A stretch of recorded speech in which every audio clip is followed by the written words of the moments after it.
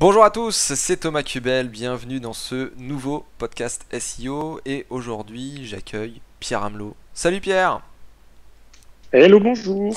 Alors Pierre, tu es déjà passé dans le podcast, tu es spécialiste du marketing automation, tu as fait des tas de choses dans ta vie, tu as monté des startups, tu as fait des sites, tu en as vendu, tu as fait du réseau, du développement, un peu d'SEO et aujourd'hui tu es formateur, tu travailles avec plein d'entreprises. Où t'en es maintenant? Alors, j'en suis de manière assez simple en fait. Moi, j'accompagne depuis une douzaine d'années maintenant des entreprises qui sont en croissance dans leurs enjeux de croissance. Donc, ça avait des enjeux de structuration de processus, ça avait des enjeux de management, de gestion d'équipe, de recrutement. J'ai même aussi un client en ce moment que j'accompagne sur des enjeux de marque employeur auprès des profils plutôt tech. Donc voilà, je continue à faire mon bonhomme de chemin et à peu près une suite logique par rapport à ce que je fais les 10-12 dernières années, qui est de bosser sur des projets complexes dans des entreprises qui sont en croissance, donc qui ont des problèmes qui sont exacerbés, et j'essaye de les aider à trouver des solutions. Je suis un solution provider. Le solution provider, ça a toujours été le mot. C'est vrai qu'à chaque fois que j'ai eu une problématique, je me suis dit je vais appeler Pierre, je vais voir s'il a pas quelqu'un dans son réseau qui peut m'aider. Et c'est vrai que ton réseau, t'as vraiment réussi à le constituer au fur et à mesure des années et je crois que tu m'as jamais dit non, je n'ai personne. Comment t'as fait pour avoir ce réseau? Parce que C'est finalement, t'as rencontré des gens, parce que t'as fait les rencarts, on va en reparler, mais t'as fait les rencarts, tu fais des événements, tout ça, mais qu'est-ce qui t'a le plus aidé à développer ton réseau pour toi? En fait, j'ai compris très tôt en 2010 que euh, organiser des événements permettait d'être au cœur de la machine et d'être légèrement sollicité par les personnes qui avaient envie de comprendre ah tiens, j'ai un problème, est-ce que tu as la solution? En fait, je me suis pris au jeu et j'ai trouvé que mettre en relation les gens, c'était très agréable, très intéressant et ça permettait de rentrer dans les problèmes. Et c'est vrai qu'aujourd'hui, ce que j'explique aux gens que je rencontre, j'ai pas la science infuse et j'ai 24 heures dans mes journées. Donc en fait, la réalité, c'est que mon métier, il est de rentrer dans les problèmes des entreprises, de les comprendre, de les connaître, et à partir de là, de trouver le bon interlocuteur. Et en fait, 99% du temps, je ne suis pas le bon interlocuteur. Donc, je vais leur trouver la bonne personne pour les accompagner, je vais leur trouver le bon logiciel, je vais leur trouver le bon indépendant ou la personne à recruter. Et des fois, c'est un mix de tout ça. Voilà. Donc, mon métier, il est vraiment de partir de problèmes qui sont exprimés. Alors, des fois, on m'exprime des symptômes, mais des fois, on m'exprime le vrai problème. Donc, c'est à moi de remonter au problème quand j'ai que les symptômes. Et ensuite, de trouver des solutions qui sont associées à ces problèmes. Donc finalement, t'es un mélange de chef de projet peut-être, ton truc solution provider, chercheur de solutions, et puis en même temps, t'es quand même là depuis, je sais plus, 2014, 2013, peut-être même un peu avant, 2012, parce que j'étais venu à Annecy, c'était quand? C'était en 2012, et tu étais déjà dans le marketing automation, et maintenant en fait, Alors, tu fais un cours, tu fais un comparateur, comparé pour pro. En fait, toi, si on te contacte pour du marketing automation, par contre là, le bon interlocuteur. Tu dis que dans 90% des cas, t'es pas le bon, mais pour le marketing automation, en tout cas, c'est toi. En fait, je suis le bon interlocuteur si on parle de marketing automation et si c'est un enjeu sur lequel je peux intervenir. Par exemple, clairement, des sujets sur lesquels j'interviens pas, c'est que je mets pas les mains dans les outils aujourd'hui. C'est-à-dire qu'il existe plus de 5000 outils sur le marché. Mon métier, il n'est pas de être un spécialiste de chacun de ces outils. Par contre, j'ai une vue qui est macro. Alors, pour répondre à ta question, tu es venu à Annecy à l'été 2014 à peu près, ça doit être ça si mes souvenirs sont bons. Et moi, j'ai commencé le sujet du marketing automation, qui est concrètement industrialiser un processus de marketing. On parle de l'été de 2010. En fait, ça fait depuis 2010 que je travaille sur industrialiser des processus. Sauf qu'à l'époque, le terme de marketing automation, on ne l'utilisait pas en Europe. Donc, à l'époque, je te disais pas que je faisais du marketing automation. J'industrialisais des processus, dont des processus marketing. Et déjà, à l'époque, je travaillais sur ces sujets-là, de déploiements internationaux, de déploiement en masse de sites internet, de gestion de contenus internationaux, de référencement international. Et donc, forcément, dès que tu fais de l'international, que tu as 10, 20, 30 pays, et ben, il y a un moment où tu es obligé d'automatiser certaines choses pour être capable de gérer des délais et des coûts qui sont raisonnables pour les marques. Et donc, à l'époque, je faisais déjà, sans avoir mis le terme, du marketing automation. Je travaille sur les sujets du marketing automation avec ce terme-là depuis 2013-2014, un petit peu avant d'avoir d'avoir rejoint une boîte spécialisée sur le sujet à l'été 2014 que je suis venu renforcer.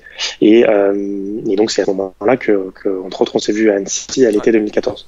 Donc voilà, le sujet du marketing automation pour moi ce n'est que appliquer une des choses que j'aime dans mon travail, qui est prendre des processus, les industrialiser, et c'est appliquer ça au domaine du marketing et du web marketing avec une approche qui doit être pragmatique en fait. C'est pas juste un joli mot, c'est une réalité opérationnelle, méthodologique au quotidien, et ça fonctionne à partir du moment où on est capable de mettre les moyens en face. Mais tu le sais très bien, on fait pas de référencement naturel en décrétant que Google doit aimer notre site. Il y a un enjeu technologique, il y a un enjeu de contenu, il y a un enjeu de stratégie, et c'est du long terme. Le marketing automation, c'est du long terme aussi. Tu ne peux pas... Moi, pareil en SEO, je veux dire, à la base, c'est vrai que je faisais tout, je faisais l'opérationnel, je faisais le conseil, etc., les analyses, machin. Aujourd'hui, l'opérationnel, j'en fais de moins en moins, c'est-à-dire que le développement web, même si j'ai ces compétences à la base, c'est ma formation, c'est vrai que le développement, j'en fais quasiment plus, pour moi, quoi. Mais c'est vrai que maintenant, je fais des analyses de l'audit, et je donne les recommandations, c'est les autres qui font, c'est les rédacteurs qui rédigent, c'est les développeurs qui font le développement, qui font la maintenance, les infogérants qui s'occupent des serveurs, etc. Et c'est vrai que quand je t'ai connu, il me semble que c'était sur un podcast de mon cher ami Laurent, et on avait parlé justement SEO international, et on avait parlé surtout business. Et c'est vrai que à l'époque, j'étais dans... je décollais, quoi, j'étais vraiment dans le début de mon entreprise, et c'est vrai que tu m'as quand même inculqué pas mal de bonnes pratiques dans la tête, et c'est pour ça qu'on a beaucoup accroché, je pense aussi, c'est qu'on a beaucoup partagé ensemble, surtout lors de cette semaine chez toi où ça a été un peu comme les reportages qu'on voit à la télé, quoi, c'est en immersion totale. C'est vrai que c'est pas qui fait ça, quoi, à part les vrais potes et tout qui se connaissent depuis longtemps. C'est vrai que bon, je te connaissais ni d'Ève ni d'Adam, quoi. Je t'ai vu dans un podcast. Salut Pierre, tu m'as proposé de venir, quoi. C'était un peu. C'est pas courant. C'est vrai que t'as toujours été quelqu'un de très ouvert. Merci. Mais pour moi, c'est la magie. C'est la magie du web en fait. C'est ça. Aujourd'hui, c'est la possibilité de se rencontrer en ligne et de continuer la relation dans la vraie vie, et inversement, de faire des choses dans la vraie vie et de les continuer en ligne. Et c'est un petit peu ce que je fais avec des communautés depuis 2010, d'organiser des événements dans la vraie vie et en même temps de faire des choses en ligne, et de me dire que l'un ne va pas sans l'autre en fait. On peut faire que des trucs en ligne et on peut faire que des trucs dans la vraie vie. Moi, j'aime bien mélanger les deux. Et je le vois souvent, une petite anecdote, j'ai pas mal de PME, même de grands comptes ou de startups qui m'appellent sur des sujets, j'arrive pas à monter ma newsletter, mon forum, ma communauté. Et je leur dis stop, on arrête tout. Faites un truc dans la vraie vie, pour vos utilisateurs, pour vos clients. À partir du moment où vous ferez un truc dans la vraie vie, eh bien, potentiellement, les gens vont s'abonner à votre newsletter, venir sur le forum ou continuer la discussion. Mais marquez-les, faites-leur vivre quelque chose. Mais aujourd'hui, on est submergé d'emails, on est submergé de propositions dans tous les sens, de participer sur un groupe Facebook, un groupe LinkedIn, un forum. Et en fait, faites des trucs dans la vraie vie. Et moi, je peux donner un exemple qui a marché pour moi il y a 1 an et demi. J'étais à Lyon et je me disais, il me manque quelque chose pour les freelances. En fait, il y avait des choses pour les designers, il y avait des choses pour les développeurs, il y avait des choses pour chaque métier. Mais il manquait un truc freelance à Lyon. Et je me suis dit, je vais organiser un événement, je vais proposer aux freelances de venir et de se rencontrer et de faire du networking. Concrètement, on vient 2 heures, on est dans la même salle et on papote. Aussi compliqué que ça. Donc ça, c'est ton groupe freelance lyonnais, c'est ça? Ouais, c'est les freelance lyonnais. Et en fait, les freelance lyonnais, on a d'abord fait un truc dans la vraie vie. On a lancé un événement, on en a parlé à nos potes.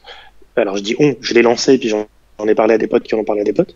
Et puis au bout de 3 mois, j'ai une copine qui m'a rejoint et voilà. Et il y a 3 mois, il y en a un autre qui nous a rejoint et aujourd'hui on est 3 à l'organiser. Et aujourd'hui, cette communauté, c'est 650 freelance à Lyon qui se retrouvent une fois par mois pour échanger et dans un groupe Facebook pour continuer les échanges. Mais en fait, si j'avais il y a 1 an et demi décidé de monter un groupe Facebook, je fais le pari que ça n'aurait pas fonctionné. Si, on serait peut-être 50 à discuter. Mais non, le sujet n'est pas là. Le sujet, c'est qu'on fait des trucs dans la vraie vie régulièrement pour une communauté qui a envie d'échanger.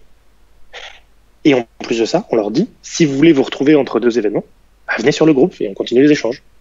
Et en fait, ça fonctionne. La notion de communauté, elle fonctionne. Et voilà, c'est le petit tips pour tous ceux qui essayent de monter des trucs en ligne et qui veulent faire que du full online. Non, ça marche pas. Il y a un moment, il faut aussi faire des trucs dans la vraie vie. Bah, disons que ça marchait à un moment où il n'y avait pas grand monde et où on découvrait et on était abonné à tout quoi. Mais c'est vrai qu'aujourd'hui il y a tellement de gens qui ont essayé, il y a tellement de gens qui ont Sûr. copié les autres d'avant, les entre guillemets mentors, les gourous de marketing, etc. que bah, aujourd'hui ouais c'est plus du spam qu'autre chose et finalement quelqu'un qui lance une page Facebook, à part si vraiment au fur et à mesure de la notoriété, de la popularité, bah, c'est vrai que tu te retrouves avec quoi quelques dizaines d'abonnés, allez, centaines Mm. peut-être, tu vas t'y risquer, mais c'est vrai que tout de suite, si tu vois les gens, il y a un truc qui se passe, je suis d'accord avec toi. Mais alors du coup, c'est quand même ton truc, hein, le networking, parce que tu as fait les rencarts du web, ça s'est décliné ensuite, si je me souviens bien, rencard du design, rencard de la photo, plein de trucs, enfin c'était pas que avec toi, hein, puisque il y a d'autres personnes qui sont Mhm. spécialisées dans photo et tout ça, mais t'as fait tout ça, et puis il y avait aussi un moment, je me rappelle, d'un site là où tu faisais des podcasts Curious Kid, je crois, de mémoire. Oui, C'était il y oui. a longtemps. Et ça, c'était aussi une sorte de networking.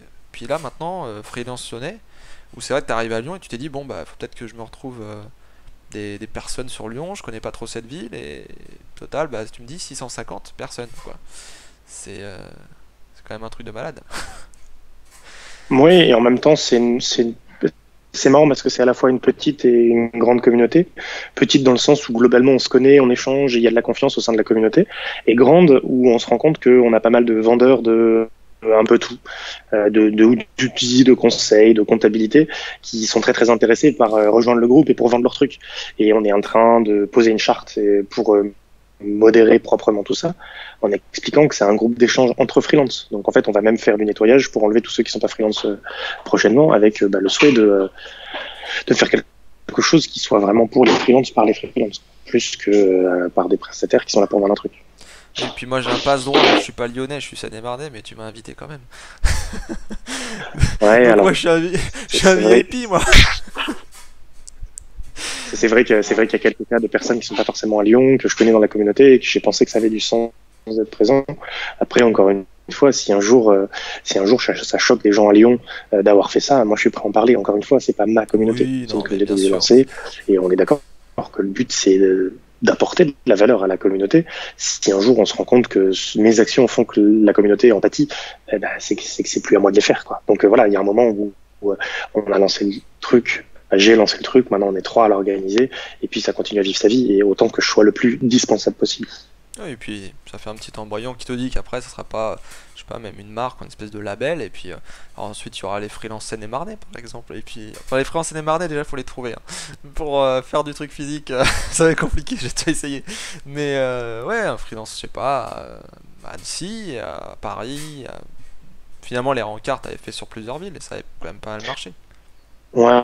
Les rencarts, on est présent sur une dizaine de villes et on est 25 organisateurs sur trois concepts qui sont déclinés. Maintenant, la réalité, c'est que ça tient beaucoup à la disponibilité des organisateurs en local et que il y a des périodes où il se passe plus ou moins d'événements en fonction de la dispo des gens. C'est une réalité. Moi, je le vois même à Lyon, je le porte à Lyon. On est deux pour le porter à Lyon. Et il y a un moment où il y a des périodes de l'année où c'est plus compliqué parce que moins de temps de notre part, plus de boulot, plus d'occupation personnelle. Et donc, voilà, c'est aussi une réalité et il faut pas s'essouffler. Et donc, c'est pour ça que j'ai diminué le nombre de projets et que j'essaie juste de les tenir de manière un peu plus, avec, voilà, que ça tienne. Voilà. Toujours le calendrier, c'est le plus compliqué, le manque de temps, tout ça, essayer de trouver le bon moment pour faire les choses. Mais justement, tu parles de tes projets, on a parlé des rencarts, on a parlé des regroupements, mais tu continues un petit peu dans l'envolée, parce que tu as fait un cours où il y a quand même pas mal aussi de personnes qui sont attirées, c'est une espèce d'aimant là. Tu as fait un cours sur le marketing automation, sur automation.help si je me trompe pas. Et parallèlement à ça, t'as traité l'informationnel, tu traites maintenant on va dire les aspects d'investigation commerciale en proposant aussi Comparer.pro qui fait de la comparaison de solutions en marketing automation. Si ça, c'est pas essayer de partager ton expérience, partager tes connaissances, tes compétences, etc., je sais pas ce que c'est. Et pour le coup, ça marche aussi ça, parce que le cours, combien t'as d'élèves maintenant? Là, en un peu plus d'un an, il y a 850 personnes qui ont suivi le cours. La réalité, en fait, c'est que ce cours, je l'ai créé pour répondre à un besoin et une réalité que j'ai vue, c'est que on a beaucoup beaucoup de vendeurs de vent sur le sujet du marketing automation. En fait, comme tout sujet à la mode, le SEO il y a 5 ou 6 ans, le responsive design il y a aussi quelques années. En fait, il y a des gens qui vont prendre le sujet du marketing automation pour dire regardez, je vous vends du marketing automation, cher client. Mais en fait, derrière, mon métier, c'est de vous faire des sites internet, c'est de vous faire du contenu, ou c'est de vous faire de la transfo digitale. Et donc, je mets le pied dans la porte avec le sujet du marketing automation pour mieux vous vendre un site internet, pour mieux vous vendre du contenu, ou pour mieux vous vendre de la transfo. Et j'ai trouvé ça dommage. Alors, je dis pas qu'ils sont tous comme ça. Je dis juste que j'en ai croisé suffisamment pour qu'à un moment, je me dis, OK, c'est dommage. Moi, ça m'attriste. Et je trouve dommage que, en fait, on leur donne pas la bonne recette. Et la bonne recette, alors encore une fois, une recette qui fonctionne. Il n'y a pas la bonne recette. Et l'idée est de dire, moi, j'ai une méthode en 6 étapes que j'ai appris et découverte petit à petit d'avoir monté plus de 450 campagnes les 10 dernières années avec mes clients. Et cette méthode en 6 étapes, elle est précise, elle est claire. Et je sais que si on la suit, il y a beaucoup de chances qu'on arrive à un résultat. Et l'idée, elle était de répondre à ça. Et c'est une des raisons pour laquelle je l'ai écrit et que je l'ai mis gratuit. C'est pour que ce soit accessible par tout le monde. Et la réalité, c'est qu'il y a un faible pourcentage, on est de moins d'1%, de gens qui sont amenés à me solliciter pour, alors la plupart du temps pour une discussion. On va plus loin. J'en ai encore eu un ce matin au téléphone. Ce matin au téléphone qui avait des sujets de ça. Et puis, il arrive aussi qu'il puisse y avoir des missions. Alors, faut être honnête, aujourd'hui, je ne suis pas capable de dire si j'ai eu une mission suite à ce cours. Je n'ai pas été capable de faire le lien. C'est-à-dire que c'est possible, mais j'ai personne qui m'a appelé en direct en me disant « Hey Pierre, j'ai lu ton cours, j'achète. » Donc, ça arrivera peut-être un jour. Voilà. Donc ça, c'était le choix. Et puis, le choix de lancer ce cours. Donc, en gros, c'est l'approche open source, raconter tout ce qu'on sait, le mettre en ligne, le dire de la manière la plus claire possible. Je pense que au niveau pédagogie, j'ai un petit peu l'habitude aussi bien dans des équipes que j'ai pu former à que des formations que j'ai données en entreprise ou en école. Donc j'ai mis tout ce travail pédagogique au service de ce cours qui a lieu en fait en 5 chapitres, que je t'envoie un chapitre par semaine pendant 5 semaines à partir du moment où tu t'inscris. Donc voilà, ça c'est pareil, c'était important, c'est un choix de ma part de faire un chapitre par semaine. Ça te laisse le temps de digérer, de bien mâcher et de bien prendre le temps de travailler ce que je te raconte chapitre après chapitre pour te faire mûrir dans ton projet. Ça, c'est essentiel. Et puis, il y a autre chose, c'est qu'en fait, je suis sollicité très régulièrement par des entreprises qui me disent « Hey Pierre, je choisis quel logiciel ?» En fait, un logiciel de marketing automation, c'est un couteau de cuisine. Moi, je sais pas ce que tu veux cuisiner. Je sais pas combien de personnes tu vas recevoir. Et donc, je sais pas répondre à ta question du meilleur couteau. Et il n'y a pas un logiciel de marketing automation qui répond à tous les besoins. En fait, le logiciel qui correspond à ton besoin, il dépend de ce qui tu es, de ce que tu veux faire. Et donc, je l'ai régulièrement cette question de cette angoisse de choisir le bon logiciel. Ok, mais dis-moi qui t'es, quels sont tes personas, à qui tu t'adresses, quels sont leurs besoins, quels sont tes scénarios, quel type de contenu tu vas produire.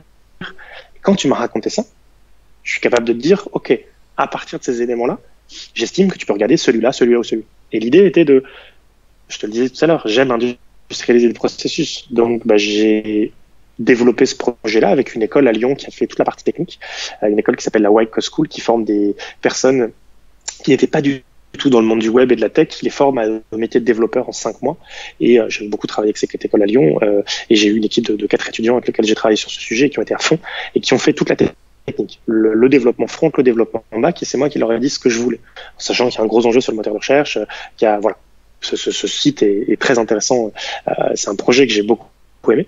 En fait, Comparé.pro, c'est juste un site sur lequel aujourd'hui je référence 73 logiciels de marketing automation au sens large du terme, et je les analyse tous sur 70 critères. J'imagine bien qu'il y a plusieurs centaines d'heures de boulot de rédaction, de recherche en amont, et j'ai encore 500 logiciels en brouillon derrière, et donc il y a du travail, et voilà, donc l'enjeu il est là, il est de pousser du contenu, donc il y a le cours, il y a Comparé.pro sur lequel on va retrouver des fiches qui se veulent neutres, parce qu'en fait j'ai pas un intérêt de vendre un logiciel plutôt qu'un autre. Le but c'est de rester neutre, et c'est d'être la plateforme neutre qui te permet de choisir ton logiciel en français. Et puis le troisième sujet c'est Automation Help, sur lequel on retrouve un glossaire. Donc on retrouve le cours, mais on retrouve aussi un glossaire dans lequel il doit y avoir aujourd'hui en ligne 35 ou 40 articles, où à chaque fois je prends un terme du marketing automation, des fois même il y a des bouts de vidéo où j'explique un terme marketing, de ce que c'est qu'aujourd'hui ce terme-là, ce qui permet de répondre de la manière la plus neutre possible, avec le plus de pédagogie possible, à des personnes qui sont dans des équipes marketing, web marketing, voire des tech. Je sais qu'il y a des développeurs qui ont lu le cours, pour leur donner les bases. Encore une fois, l'objectif derrière, pour moi en termes de business, c'est qu'il y en a certains qui vont me contacter en me disant bah tiens, j'aimerais bien qu'on bosse ensemble et j'ai confiance et j'ai envie. Mais globalement, il y a aussi plein de gens dans l'eau qui vont pas me contacter. Ce sera l'immense majorité des personnes qui prendront pas le temps de me contacter parce que bah, ou ce que je leur redonnais ça suffit, ou ils se diront bah ouais mais ce qu'il m'a donné ça me convient pas, ou j'y suis pas d'accord et voilà, et ou bah ils ont pas le budget, pas le temps. Voilà. Et donc c'est aussi ça. Il y a le côté open source, partager avec les autres, enrichir la communauté, et il y a le côté, il y a un côté de si tu estimes que ce que je t'ai raconté sur le sujet, j'ai par exemple eu la capacité de te faire comprendre un sujet que tu comprenais pas, le sujet de qu'est-ce qu'une stratégie marketing automation et comment la mettre en œuvre, bah, le jour où tu as besoin de quelqu'un, tu vas penser à moi. Et donc potentiellement, ça peut générer du business derrière. Par Oui, contre, c'est du long terme, c'est sûr. c'est du long terme. De toute façon, il faut toujours partir dans cette espèce de tunnel de conversion. C'est que les gens doivent s'intéresser, comprendre un petit peu. Les gens, on leur dit, par exemple, va faire du référencement. Les gens qui viennent, la plupart du temps, nous demander directement, bah là, on m'a dit qu'il fallait faire du référencement. C'est vrai qu'on a du mal à travailler avec ces personnes. Pas toutes, hein, il y en a qui sont très. Voilà, elles veulent apprendre et tout, mais c'est vrai que c'est compliqué parce que elle ne sait pas documenter un minimum. Elle ne sait pas comment ça fonctionne. Elle connaît pas les étapes, même les grandes lignes. Et c'est vrai qu'elle comprend pas du coup peut-être le budget. Elle ne comprend pas pourquoi il y a tant de délais, pourquoi c'est si difficile aussi. Parce que le référencement à un moment donné quand même était considéré un peu comme de la bidouille. Le truc, on fait quelques actions, magicien, boum, ça monte. Là aujourd'hui, on commence à comprendre que c'est un peu plus complexe et qu'il y a vraiment des gros métiers derrière pour développer le contenu, etc. Mais c'est vrai que c'est compliqué. Et je suppose du coup que dans le marketing automation, c'est pareil. Et moi-même, même si je comprends comment ça fonctionne dans la globalité et que je comprends les enjeux et que je comprends ces histoires de scénarios, de comprendre les personnages, les trucs comme ça, c'est vrai que je connais pas tout non plus. Et faisant le cours ou en allant voir les différentes solutions, en te contactant ou autre, bah, tout de suite ça aide.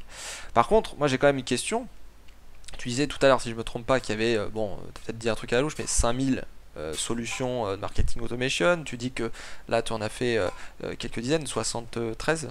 Et Ouais. finalement, bon, tu en as sur le papier, mais si elles sont vraiment adaptées en fonction du projet, qu'est-ce qu'on fait aujourd'hui et qu'est-ce qu'on va faire demain avec ces solutions? Pourquoi il y en a toujours autant en fait des solutions?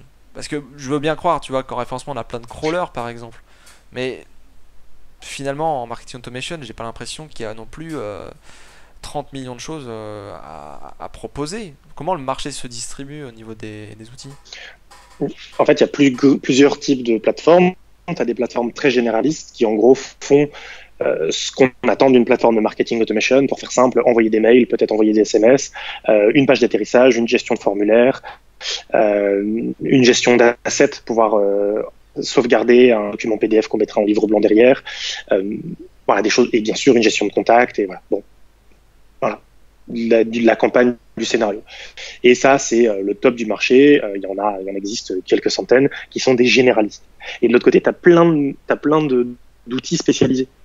T'as des outils qui font qu'une seule chose. T'as des outils dont le métier, c'est juste de t'envoyer des mails ou de t'envoyer des SMS. T'as des outils qui gèrent juste la partie landing page, tout ce qui est page d'atterrissage. T'as des outils qui gèrent juste la partie questionnaire. C'est-à-dire qu'en gros, qui vont te permettre de pousser du questionnaire en ligne. Et donc, en fait, globalement, tu as des plateformes qui sont généralistes et tu as des plateformes spécialisées. Et la réponse de l'outil qui correspond à ton besoin dépend de qui tu es. Et aujourd'hui, une plateforme généraliste demande du temps pour rentrer dedans, demande en général des budgets qui sont conséquents, demande d'avoir vraiment ce qu'il faut en fait en termes de business, de produits, de contenu. Et des fois, il vaut mieux prendre une solution plus petite qui correspond à ton besoin, voire à la changer dans quelques années, parce que ce sera plus rentable en termes de budget, mais aussi en termes d'énergie investie. Et moi, je sais que pour être formé sur quelques plateformes généralistes, avant d'être autonome et opérationnel, il faut des milliers d'heures. Donc, il y a un moment où la réalité, c'est qu'il n'y a pas de solution magique. Et pareil, moi, celui qui me dit je veux faire du marketing automation et j'ai pas prévu de mettre de temps et d'énergie dessus, je dis écoute, c'est pas grave, mais ça ne marchera pas. Et si quelqu'un dans ton réseau est un vendeur de rêve et qui va te dire que c'est facile et que ça te coûtera zéro en temps et zéro en budget, moi, je te conseille de pas le croire. Si après, tu as envie de le croire, c'est ta liberté. Moi, je suis pas là pour juger. Et par contre, il y a un moment où on n'a rien sans rien dans la vie et qu'il y a un moment où il y a quand même un travail à faire de reposer notre stratégie, de savoir qui on s'adresse, qu'est-ce qu'on vend, comment. Et voilà. Donc, c'est un réel enjeu. Moi, c'est aussi le sujet qui est intéressant, c'est que je rentre dans des boîtes et en fait, par la porte du marketing automation, je touche à beaucoup de sujets. Et c'est des sujets que je trouve passionnants parce qu'on touche à des sujets d'organisation d'équipe, on touche à des sujets de stratégie. Voilà. Donc, deux grands types de logiciels. Ok. Et je te disais, bon, aujourd'hui il y a un état des lieux, mais demain, tu penses qu'on va pouvoir faire quoi avec tous ces outils? Parce que c'est vrai qu'on parle souvent, moi c'est ce que je vois en tout cas, effectivement des mails, des SMS, mais finalement, tu peux connecter ça à tout. Là, on est dans une ère en plus de développement d'objets connectés, etc., etc., depuis des années déjà, hein.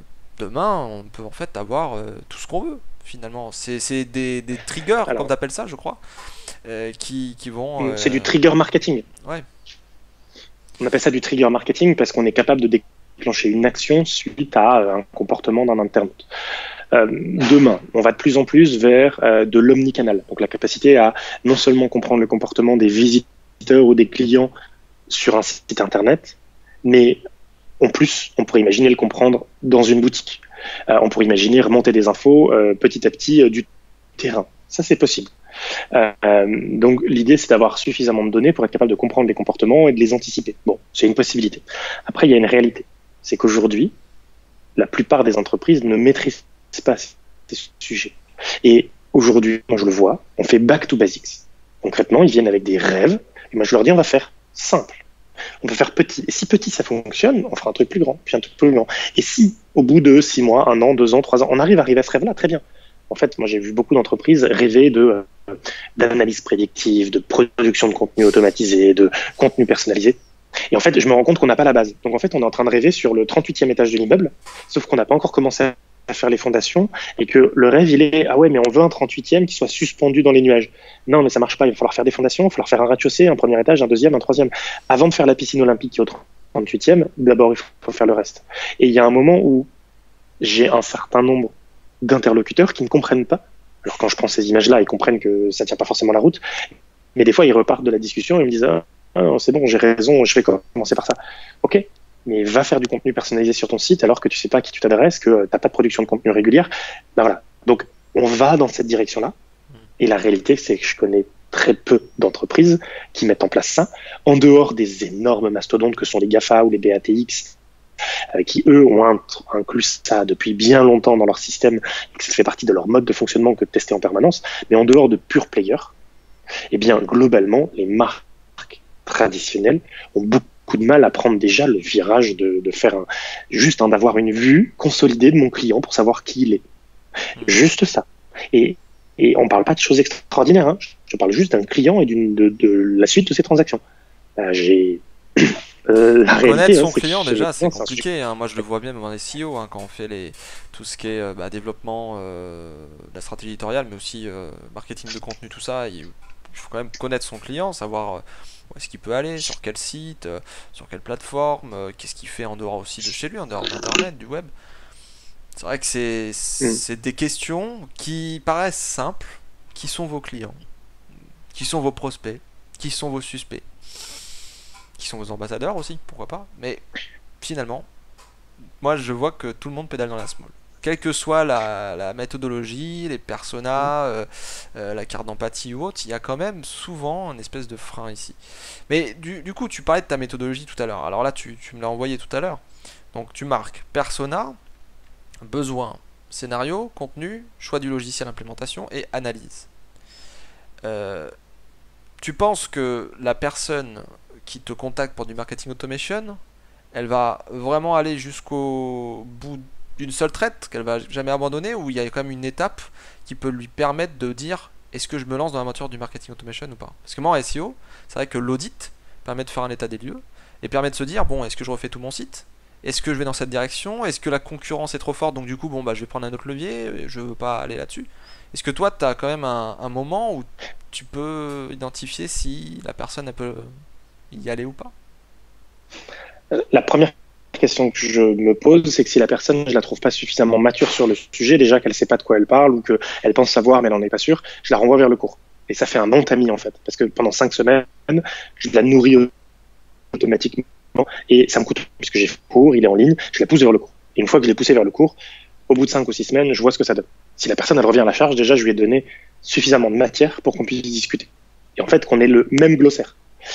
Et ensuite l'étape suivante, c'est de dire de quoi on parle. Alors, est-ce qu'on a un ou plusieurs sites internet? Est-ce qu'on a une présence sur les réseaux sociaux? Est-ce qu'on envoie des emails aujourd'hui? Est-ce qu'on envoie déjà des SMS? Votre système d'information, il fonctionne comment? Qu'est-ce que vous vendez? Produits, services? À qui? Comment? Alors, en général, je bosse avec des boîtes où je peux bosser avec des solo-entrepreneurs, mais globalement, sur ces missions-là, je bosse avec des PME de 30, 40, 50 personnes et des grands comptes. Donc, globalement, c'est des boîtes, il faut l'avoir en tête, une PME de 30 personnes. Si je suis capable, en tant que dirigeante d'entreprise, de payer 30 salaires, ça veut dire qu'à un moment, je suis capable de vendre. Puisque je génère du chiffre d'affaires. Et donc, l'idée, c'est de dire, ok, c'est quoi ton process commercial? Comment tu vends? Comment ça se passe? Et je rentre dedans. Et en fait, je pose des questions assez basiques aux gens qui sont dans l'entreprise pour comprendre ce qu'ils font. Et à partir de là, je regarde ce qui leur manque. Qu'est-ce qu'on pourrait améliorer dans votre process? Donc, je commence à mettre à plat les différentes étapes et à essayer de comprendre et à cartographier. Cartographier les outils qu'ils utilisent, cartographier leur processus. Non mais j'aime bien cartographier. Je me suis déjà vu, tu sais, prendre du papier peint et faire un process super long sur le papier peint là derrière et puis ensuite entourer en rouge tout ce qui ne va pas. Et c'est vrai que la plupart des entreprises ne font pas ça. Enfin quand on commence tous du moins, tu vois. Moi je vois bien, on se pose pas des questions, mais c'est toutes les problématiques d'industrialisation finalement. C'est que on a besoin de se dire comment rendre plus efficace ou perdre moins de temps ou avoir son calendrier un peu moins rempli plutôt, un peu plus vide. C'est exactement ça. Et le meilleur outil, c'est papier crayon ou tableau blanc feutre. Concrètement, il faut être réaliste. Je n'utilise pas des outils complexes. J'utilise des outils qui sont les plus basiques possibles. Je mets des gens autour d'une table et j'organise des ateliers, des workshops et papier crayon, post-it et feutre, tableau blanc. Ce qui me permet de commencer à poser. Et en plus, ce qui est génial, c'est que je décomplexe tout le monde parce que j'écris très très mal. Donc en fait, je leur dis j'écris très très mal et ce qui permet aussi voilà, je suis pas parfait. Et le but, c'est pas d'être parfait. Le but, c'est juste de poser des questions et de poser les trucs les unes après les autres et de faire des choses qui sont en apparence simples, mais qui sont juste de déconstruire le mode de fonctionnement aujourd'hui. Et ensuite, une fois qu'on a une vue globale, en fait, on peut pas tout industrialiser. Parce que ça prend du temps, ça prend de l'énergie, ça prend du budget, et que c'est pas forcément rentable. Et donc là, je me pose la question de, ok, si demain j'augmente le nombre de prospects magiquement fois 100 000, on fait comment? Je peux prendre le cas d'un éditeur de logiciel qui a l'habitude de faire une démo vidéo d'une demi-heure à chaque prospect. Ok, très bien, mais tes commerciaux, là, 100 000 démos vidéo, ils ne les feront pas.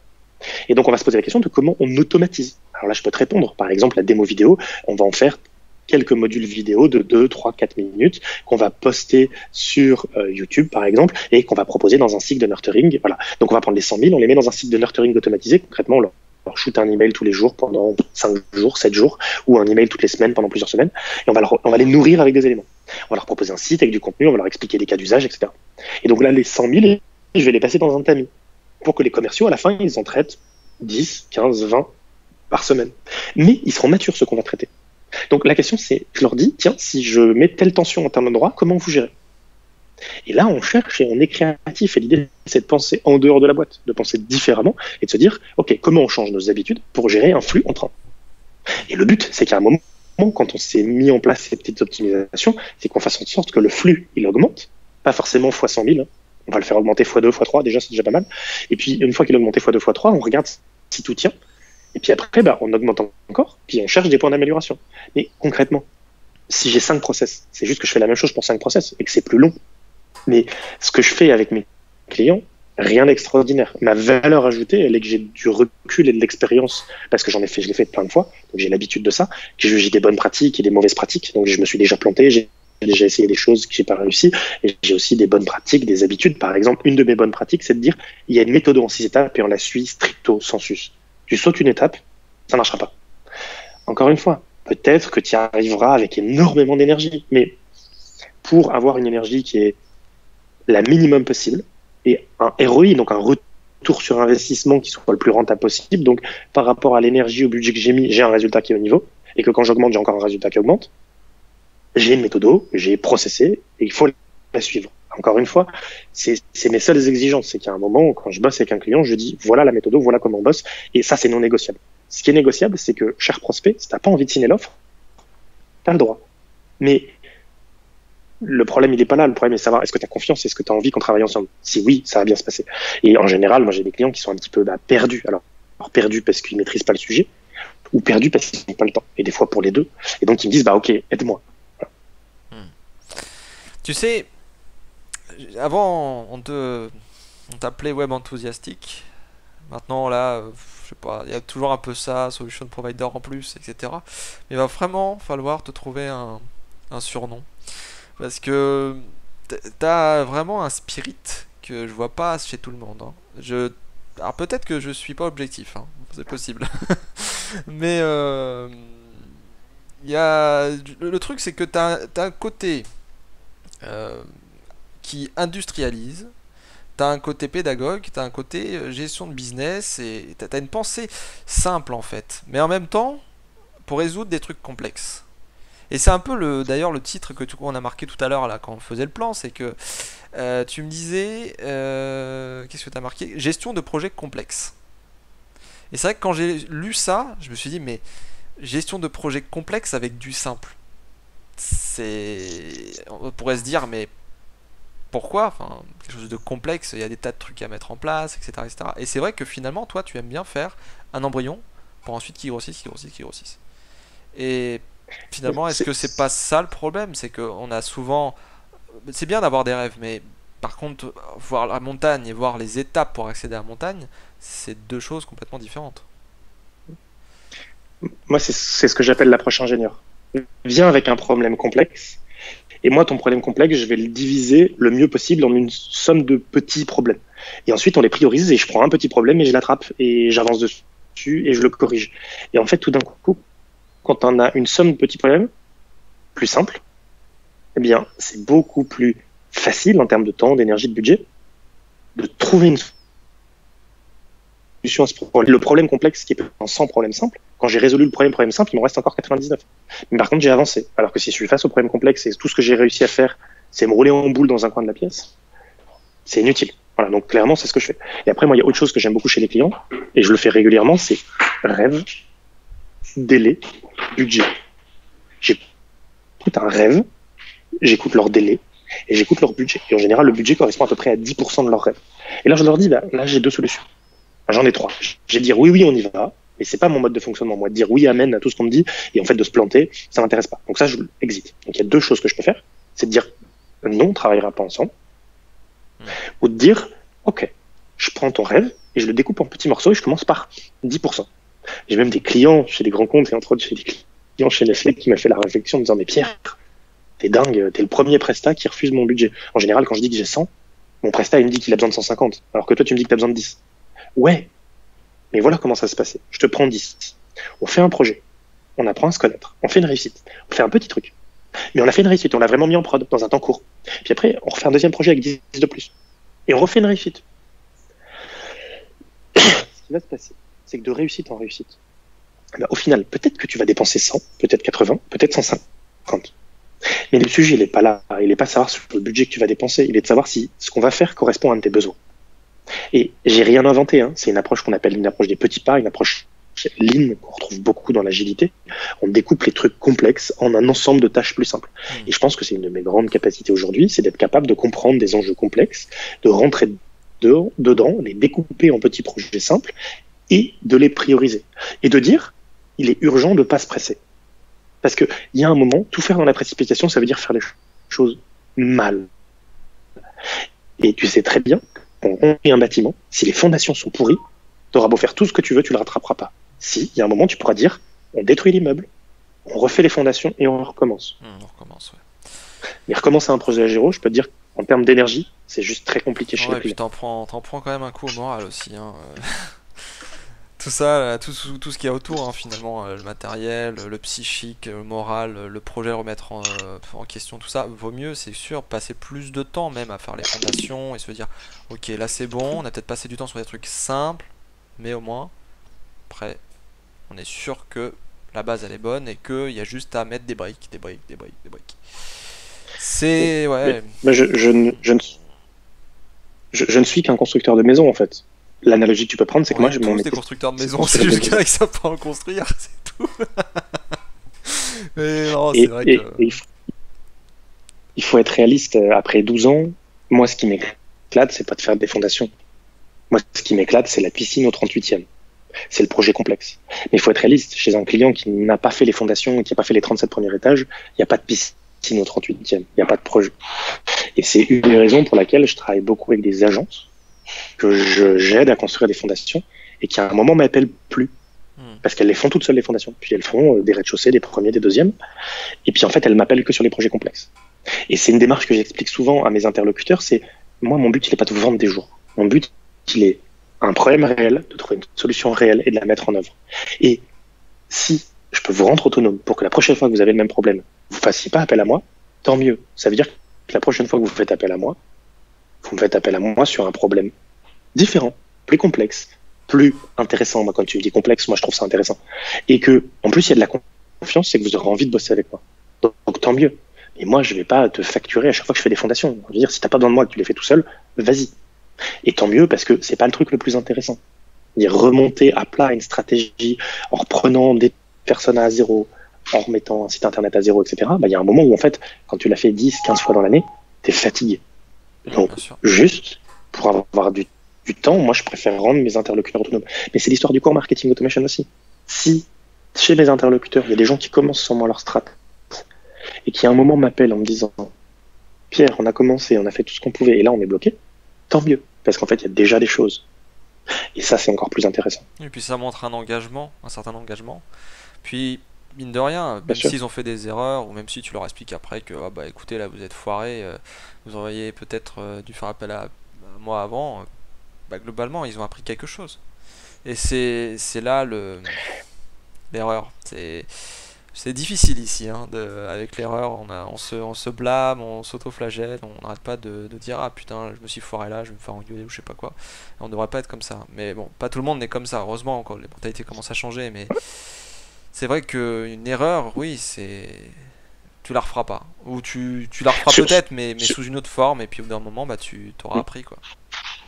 sur l'histoire des erreurs, moi, il y a une image que j'aime beaucoup. Hmm.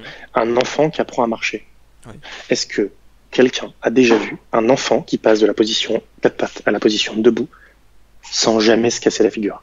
Un enfant bionique, Ça n'existe pas. Parce qu'en fait, peut-être. dans le processus Encore. d'apprentissage, peut-être un jour, mais dans le processus d'apprentissage, il est normal de faire des erreurs.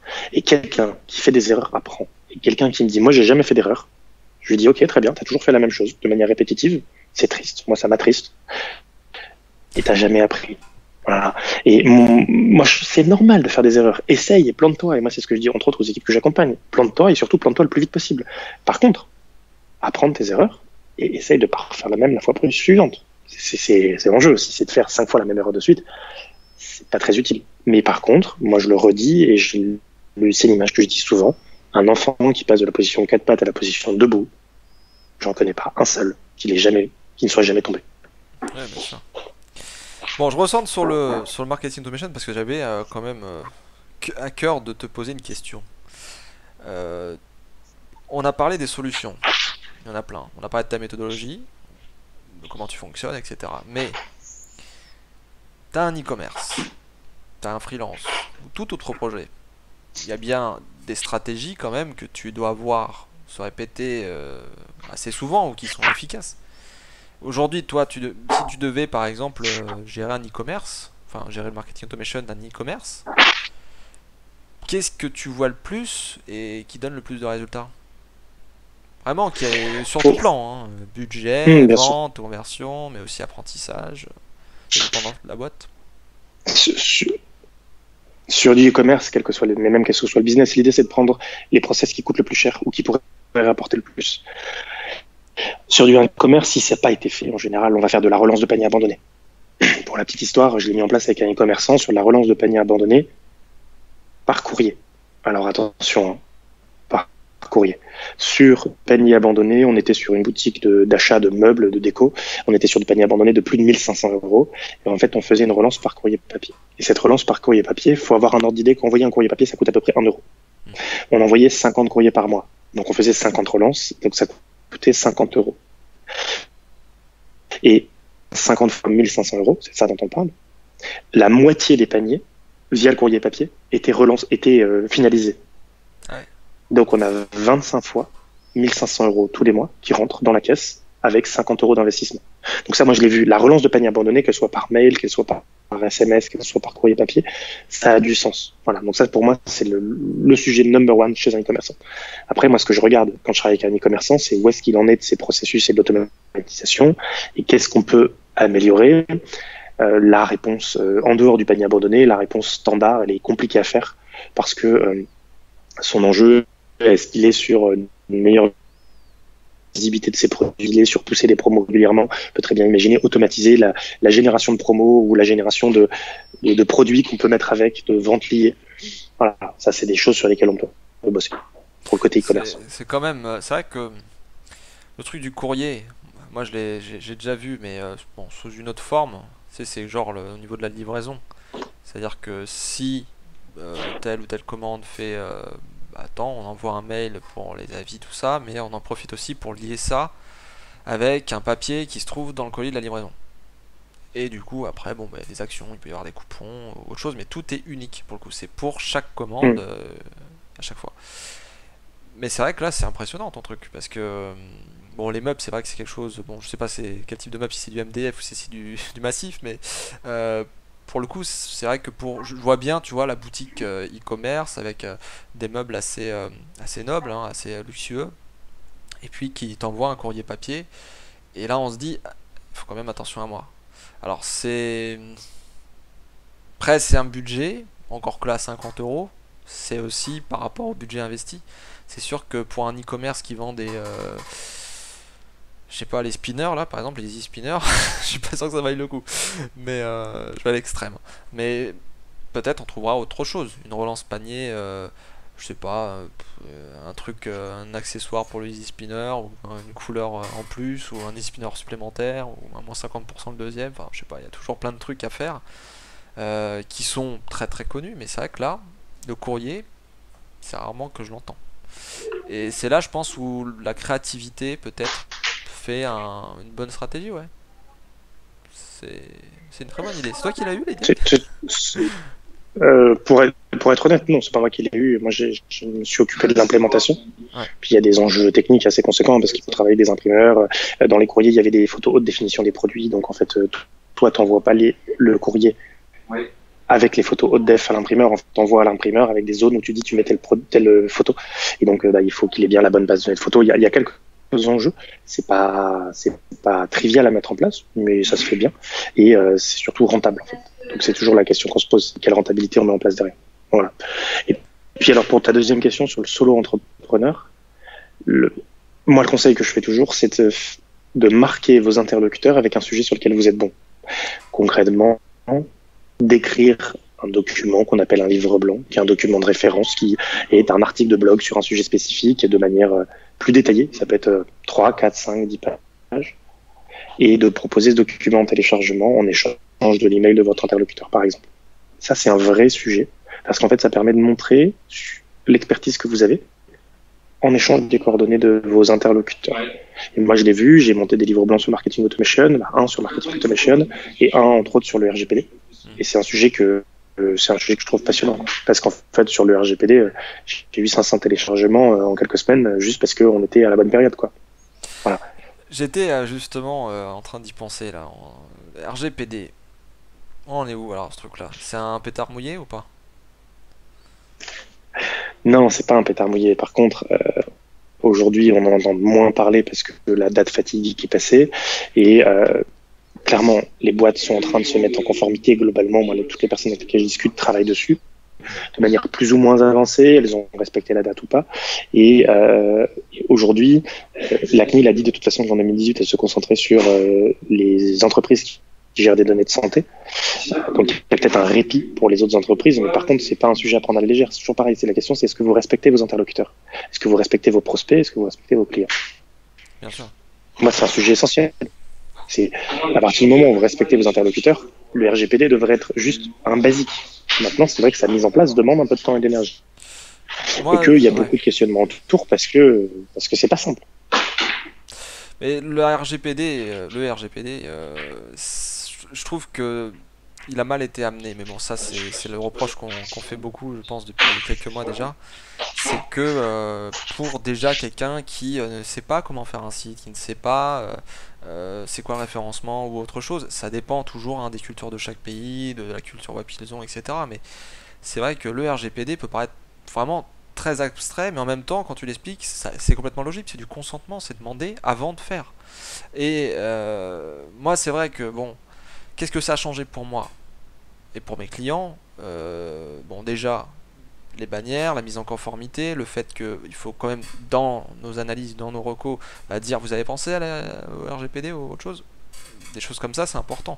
Ce que je vois aussi, c'est que ça a un impact, honnêtement, bon, ça c'est que mon avis, hein, mais moi ça me fait chier les bannières. Je sais pas pour toi, hein, mais il y en a qui se ferment pas, il y en a, elles sont mal implémentées, et puis toujours ce message de cookies. Moi, autour de moi, des gens qui ne sont pas dans l'informatique, qui sont là juste pour naviguer sur le web, regarder des vidéos YouTube ou landais ou je sais pas quoi, la plupart du temps, quand je les entends aller sur un site pour la première fois, ils me disent mais ils sont chiants avec leurs bannières.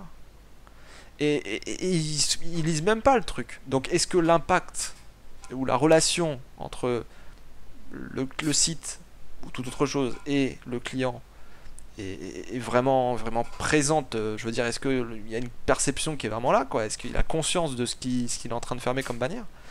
Je ne pense pas. Là, je pense que il y a des personnes peut-être qui savent, qui vont aller voir c'est quoi le cookie, c'est quoi ce machin, mais ils s'en foutent. Ils vont quand même continuer, ils vont quand même scroller, etc. Et les politiques de confidentialité, pareil. Je pense qu'ils les lisent, même les trucs de cocher mention légale ou machin. Je voyais encore l'autre jour, moi je suis chez Soch, il m'envoie un SMS.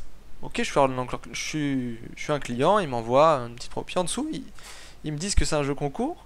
Puis quand je vais sur le lien, alors là, le paquet quoi, des toutes petites lignes à côté de la case pour valider, mais des petites lignes où on va transmettre aux partenaires commerciaux, on va faire ceci, on va faire cela, etc. En gros, ils se dédouanent de tout avec un petit paragraphe à la con. Donc finalement, est-ce qu'on n'a pas déplacé le problème? Moi, je pense qu'il y a une partie quand même de ce truc-là où c'est vrai, on l'a déplacé et on ne supprime pas le problème. C'est juste que c'est Pour un moi, peu plus cadré quoi. On doit faire pour un peu plus moi, de choses, se faire un peu plus chier à faire les choses. pour moi, l'enjeu du RGPD et la bonne nouvelle du RGPD, c'est que on a une partie de notre population qui est beaucoup plus sensible à ce sujet et que oui, on en a encore une qui est complètement à la ramasse et qui de toute façon bah, s'intéresse pas au sujet, c'est un sujet qui est complexe, le sujet de mes droits, et c'est pas forcément leur priorité. Et quand tu as une partie de ta population, de tes visiteurs qui se posent la question de comment elles vont boucler leur fin de mois, je t'avoue que la notion du consentement, c'est pas forcément leur priorité. Donc la question, elle est plutôt sur une éducation et un accompagnement sur une citoyenneté numérique, plus que sur les marques. Maintenant, Orange qui fait ça, vraiment, elle fait un open, en n'utilisant pas le nom des partenaires, etc. Le jour où elle se fera taper dessus, alors Orange ou d'autres, hein, se fera taper dessus par la CNIL, ça va faire mal. Et ils feront des exemples. Parce qu'il y a des boîtes de cette taille-là qui ont les moyens de faire les choses correctement et qui continuent à faire potentiellement n'importe quoi. Alors là, je suis pas rentré dans le détail, donc je peux pas dire que c'est n'importe quoi, mais ça me semble bizarre. Et qui font potentiellement n'importe quoi avec leurs interlocuteurs et qui, en fait, les respectent pas. On parle juste de respect, en fait. Respect de son interlocuteur, respect de son client, voilà.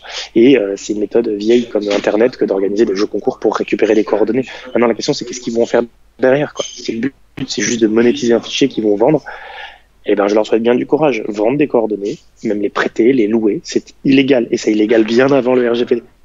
C'est juste qu'aujourd'hui, la CNIL a les moyens juridiques pour poser des amendes administratives.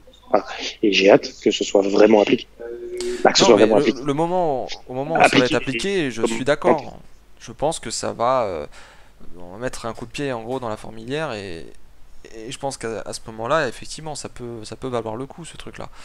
Euh, Après que les gens comprennent pas, l'idée c'est que la loi soit respectée déjà. Mais c'est vrai que bon, quand on voit déjà la CNIL par rapport à d'autres sujets où c'est difficilement gérable. Enfin, je veux dire, le web, les millions de milliards de connectés à travers le monde ou toute autre chose. Hein, même on pourrait parler des attaques, on pourrait parler de, je sais pas, du vol de contenu, de ce que tu veux, quoi. C'est compliqué de tout gérer et je l'entends. je pense que c'est, comme tu disais, être un bon citoyen, avoir du respect envers les autres, que on soit du côté éditeur de site ou du côté de la personne qui navigue sur le site. Maintenant, ouais, RGPD, moi j'entends parler vraiment quand j'aborde le sujet maintenant. La date fatidique est passée, comme tu as dit. Et il va falloir voir Voilà, clairement. les sanctions, on verra ce que ça donnera. Est-ce que ça va faire flipper Oui, les gens? Et puis, on verra bien. c'est les premières sanctions qui feront rentrer dans le rang ceux qui se sont dit c'est pas obligatoire. Encore une fois, quand elles seront médiatisées, parce qu'il y en a certaines qui ont déjà eu lieu et qui ne sont pas médiatisées, parce que les entreprises n'ont aucun intérêt à ce que ce soit médiatisé. Hein. Donc voilà, ça va se communiquer. Après, encore une fois, c'est la vie et le cadre législatif évolue, c'est normal. Et moi, je trouve personnellement que le curseur était très proche des entreprises et que le curseur maintenant est beaucoup plus proche de l'utilisateur. Est-ce que le curseur est trop proche? Ça, c'est un sujet de débat. Par contre, je trouve intéressant le move global et l'évolution, en plus sur un règlement européen qui n'a pas besoin d'une transcription dans la loi locale. Donc, quand même, l'Europe joue son rôle de protecteur et l'ensemble des pays du monde sont quand même en train de se poser des questions et certains ont déjà suivi les recommandations de l'Europe et sont en train de voter des lois similaires. Donc globalement, c'est une bonne nouvelle que le régulateur se prenne à ce sujet-là et je trouve que sur le sujet du RGPD, il a fait des choses pas trop mal. Voilà. Après, encore une fois, oui, il y a certains sujets qui sont difficiles à interpréter. Oui, le RGPD n'est pas parfait. Par contre, globalement, ce qu'il faut retenir, c'est que le curseur il était très proche de l'entreprise et qui maintenant il est très proche de l'utilisateur et que je pense qu'on va dans la bonne direction. Est-ce qu'on a été trop loin? Ça c'est un sujet de débat et je veux bien en débattre avec toutes les personnes qui seraient intéressées pour aborder le sujet. Non mais la régulation, elle n'est pas à remettre en cause. Je pense que c'était nécessaire. Mais même pour d'autres choses, il faudrait réguler certaines autres choses très importantes sur le web qui sont en majorité. Hein. Moi, quand je vois le nombre d'attaques que j'ai eu entre la période 2017-2018 par rapport aux années précédentes, franchement, 2017 et 2018, ça a été une catastrophe. Et je me dis, on est impuissant en fait. On peut faire des déclarations, du machin, tout ça, mais globalement, c'est quand même assez difficile de faire valoir ses droits sans débourser des milliers d'euros dans des avocats spécialisés dans les droits d'internet ou je sais pas quoi. Enfin, c'est difficile en fait, c'est ça le truc. C'est que à la pilule, RGPD, comprendre le truc, le mettre en œuvre, et de l'autre côté, se dire bon, je vais faire tel truc, tel site ou tel projet ou telle plateforme, et puis se poser la question. D'ailleurs, je sais pas, on en avait parlé rapidement, mais est-ce que tu as eu note de certaines entreprises, des plateformes qui aujourd'hui sont décédées à cause de la RGPD, ou plutôt grâce à la RGPD? Il y en a qui ont arrêté leurs activités, et entre autres, moi j'utilise certains services qui ont arrêté leur activité, voire qu'ils ont arrêté sur le sol européen. Après, globalement, c'est très, très faible. Ça m'a fait beaucoup rire parce qu'autour de la année, on a reçu des centaines d'emails de demandes de consentement de gens qui n'avaient pas forcément compris l'état d'esprit du truc. Et c'est assez marrant parce que je les ai tous tagués RGPD dans ma boîte mail et je les ai tous archivés. Et à l'occasion, quand j'aurai un peu de temps, j'en ferai un bench des bonnes pratiques et des mauvaises pratiques. Mais c'est dommage. Bah, c'est dommage. Je pense qu'on a un certain nombre d'entreprises qui ont fait ce qu'elles pouvaient avec ce qu'elles avaient. Voilà. Après, on en a aussi qui ont pas joué le jeu et puis il y en a qui ont fait du mieux. Ouais. Voilà. Le sujet du RGPD pour moi c'est un sujet à suivre. Globalement, moi j'ai beaucoup la notion des bonnes pratiques. Je sais pas si vous connaissez si tu et si tes spectateurs, visiteurs, lecteurs, spectateurs connaissent Opquest. Mais moi j'aime beaucoup l'état des bonnes pratiques d'Opquest qui enfonce des portes ouvertes, mais qui en fait permet d'avoir un référentiel de qualité derrière sur la manière de gérer l'accessibilité de ces sites internet, par exemple. Ben pour moi, j'ai pris le RGPD comme un sujet d'être actif sur le sujet du consentement et d'être respectueux de mes interlocuteurs et de mes clients et de mes futurs clients et des personnes qui sont peut-être jamais clients chez moi mais qui sont mes interlocuteurs. Et je pense que c'est un sujet qui est important. Okay. Pour moi, c'est des bonnes pratiques. Très bien. Bon, et puis je voulais finir ce podcast avec les events et notamment ce que tu as sur ton t-shirt. Blend Web Mix. L'année dernière, tu étais à la tête, je crois que tu étais chef de projet. Et cette année, tu fais membre de l'équipe, pas sur le même poste, mais Blend Web Mix. Ça avance? C'est comment maintenant? Ouais, Blend Web Mix, ça avance bien. Alors en effet, en 2017, j'ai pris la responsabilité de l'organisation, donc j'étais chef de projet bénévole pendant un an, avec une équipe de 65 personnes, budget, un budget assez conséquent à gérer. On a reçu 1800 personnes par jour pendant 2 jours. Cette année, on vise entre 1800 personnes et 2000 personnes par jour pendant 2 jours. Il y a toujours une belle équipe en amont de bénévoles. J'en fais partie avec un rôle bien moindre par rapport au volume de temps que j'ai passé l'année dernière. L'année dernière, j'ai donné 1 an de mon temps à l'association qui organise ça, donc 1 an à temps plein. Et cette année, on est clairement, ça n'a rien à voir, quoi. C'est quelques dizaines d'heures, grand max centaines d'heures. Et j'aurai sûrement la même responsabilité sur le live, de chef de projet du live, donc en fait de gérer les petits couacs qu'il pourrait y avoir en temps réel, les décisions à prendre sur le moment pour faire que ça tourne, en fait, mêle de l'huile dans les rouages. C'est un projet que je continue à beaucoup aimer parce que j'aime beaucoup l'événementiel. Une des choses que j'aime avec l'événementiel, c'est qu'il y a une date limite. En fait, tu peux pas livrer un truc 7 jours après la date de l'événement. Ça marche pas. Donc c'est soit tu livres pas, soit tu livres un truc plus petit. Voilà.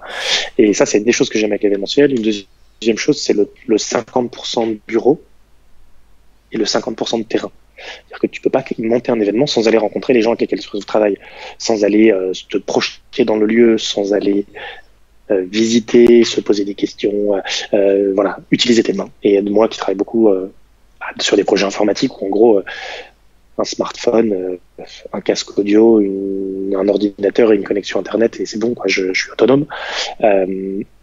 Là dans l'événementiel, il y a des choses de terrain, il y a des humains, il y a voilà. Bon. Il y a eu un gros travail qui a été fait à nouveau cette année sur le choix des conférenciers, sur la création des animations, sur la création d'une thématique. C'est une grosse nouveauté de cette année, c'est qu'on a une thématique autour des mutants, des nouvelles identités, et donc on a cette thématique qui s'appelle mutant, puisque en fait le web au sens large nous permet d'endosser des identités. Et voilà, et moi je trouve ça très intéressant. Après, encore une fois, c'est un événement qui a aussi des contraintes de gestion d'événementiel, de logistique, d'organisation, d'heures d'ouverture, etc. Et moi j'aime bien ce mix de tout ça, en fait, ce côté créatif et ce côté logistique qui est très factuel et très froid, quoi. À telle heure il faut installer pour qu'à telle heure on soit prêt, pour qu'à telle heure le conférencier puisse faire son show, et puis voilà, c'est de ça dont on parle.